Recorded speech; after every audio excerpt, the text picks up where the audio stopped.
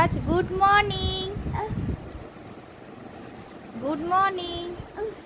তুমি এই চকলেটগুলো নিয়ে কালকে ঘুমিয়েছিলে?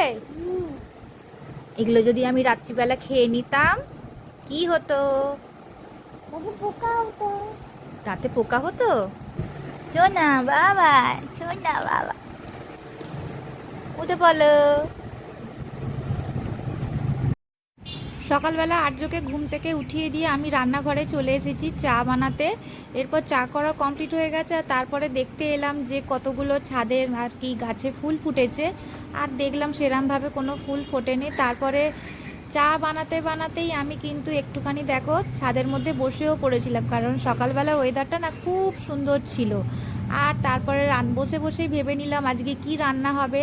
আর আজকের একদম সিম্পল রান্না, ডিমের ঝোল আর ভাত করা হবে। ডিমগুলোকে আগে আমি দেখো একটুখানি ভেজে নিয়ে তারপরে ডিমের ঝোলটা রান্না আমি করে নিয়েছি। আর দেখো এখানে দেখো আমার কিন্তু ডিমের ঝোল প্রায় শেষের দিকে, কারণ আর আমরা না ডিমের ঝোলে একটু আলুটা বেশিই খাই। তারপর রান্না বান্না তো কমপ্লিট হয়ে গেছে। আর এখানে দেখো আকাশের অবস্থা, পুরো চারিদিকটা মেঘ করেছে, বেশ সুন্দর লাগছে বলো। আমার তো দারুণ লাগে বৃষ্টি আসার ঠিক আগের মুহূর্তটা।